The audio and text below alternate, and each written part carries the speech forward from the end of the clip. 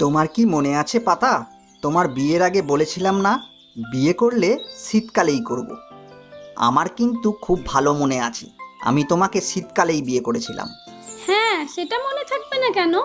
মানুষ কবে বিয়ে করেছিল, কোন সময়ে বিয়ে করেছিল, তখন শীতকাল ছিল না গ্রীষ্মকাল নাকি শরৎকাল, সবই তো মানুষের মনে থাকার কথা।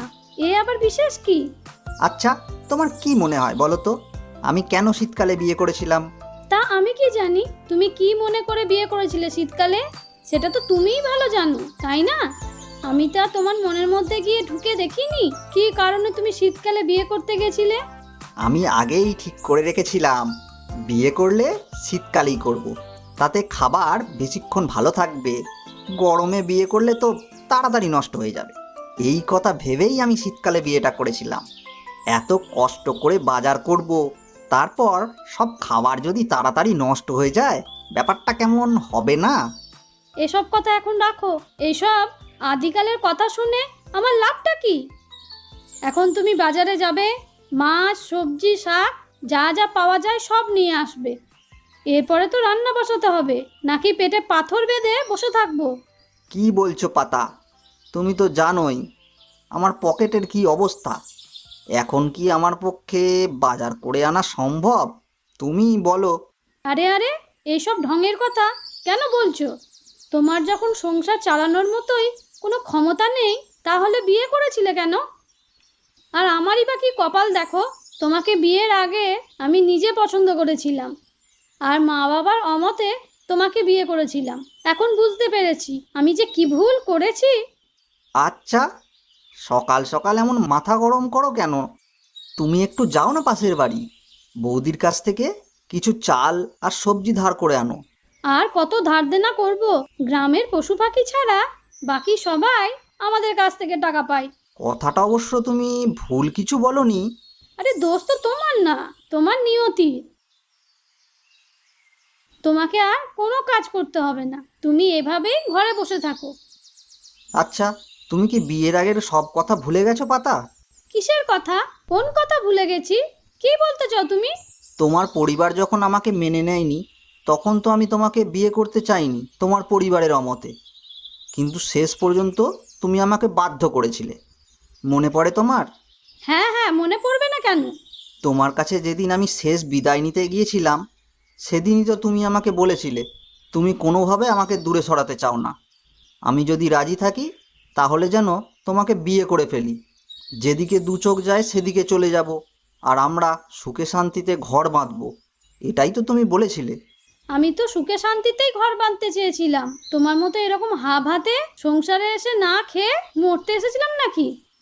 তা বউ, তোমার সুখের পাশে যে থাকতে রাজি হয়, তাকে তো দুঃখের সময়ও থাকতে হবে নাকি?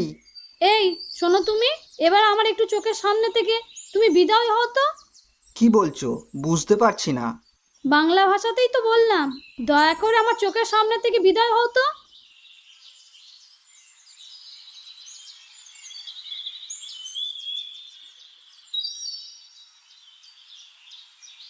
বৌদি, ও বৌদি, বাড়িতে আছো নাকি? কে? বৌদি, আমি পাতা। ও তুমি? আচ্ছা দাঁড়াও।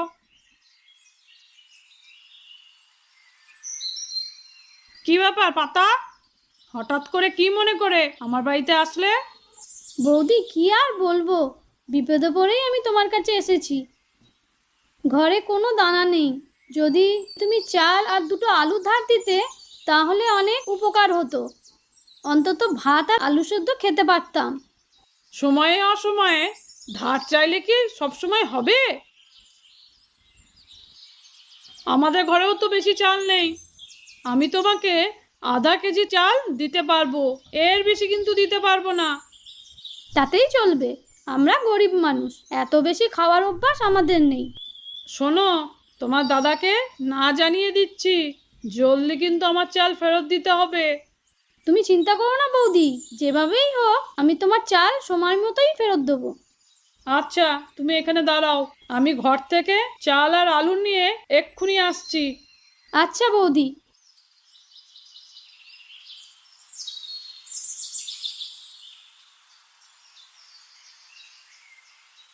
এই নাও, কথা মতো চাল কিন্তু ফেরত দিয়ে যেও।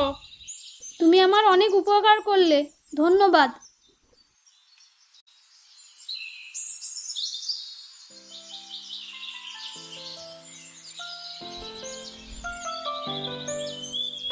দাদা, আর এক কাপ চা দেবো নাকি তোমাকে? আরে, আগেরটাই তো এখনো শেষ করতে পারিনি। শোন, যা বলছিলাম, আমার সাথে নায়ক শাহরুখ, সালমান এদের কিন্তু খুব ভালো পরিচয় আছে রে। আমাকে অনেক পছন্দ করে, ভালোবাসে, বুঝলি? আহারে, তোমার কপালটা কত ভালো গো। এত বড় বড় নায়কদের সাথে তোমার পরিচয় আছে, আর আমরা দেখো এই পাড়া গাঁয়ে বসে চা বানাই আর চায়ের কাপ ধুই। তা অবশ্য ঠিক বলেছিস, তবে মন খারাপ করিস না। মানুষের জীবনে কখন কি হয়, কে কোথায় থাকে, তা কি আর আগের থেকে বলা যায় রে? চাটা ভালো করে এভাবেই বানাতে থাক, দেখবি একদিন তোর সাথেও খুব ভালো কিছু হয়ে যাবে। দাদা গো, তাই যেন হয়। আচ্ছা, তোর কত হলো রে? আরে দাদা, তুমি আবার টাকা দিচ্ছ কেন? তুমি টাকা দিতেছে আমাকে আর লজ্জায় ফেলোনি।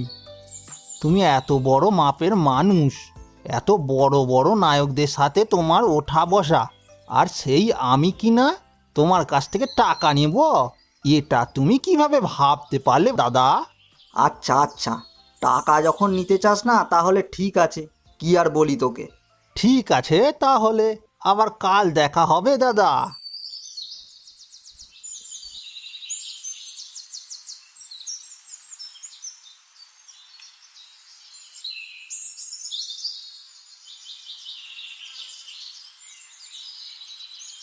মা, তুমি দেখেছো কত সুন্দর সুন্দর শাপলা ফুল ফুটে আছে?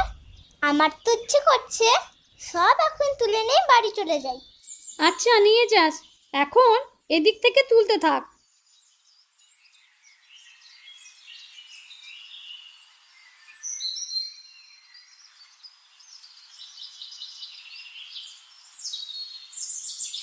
মারে, অনেক তো শাপলা তোলা হয়েছে, অনেক দূর তো চলে এলাম। এখন তো বাড়ি যাওয়া দরকার, তাই না? না মা, আজ মোটেই বাড়ি যাব না। আজ সারাদিন দুজন মিলে ঘুরবো আমরা। মেয়ের কথা শোনো, বাড়ি না গেলে ক্ষুধা লাগলে কি করবি তখন? তা তো ঠিক বলেছো মা। আচ্ছা, চলো তাহলে।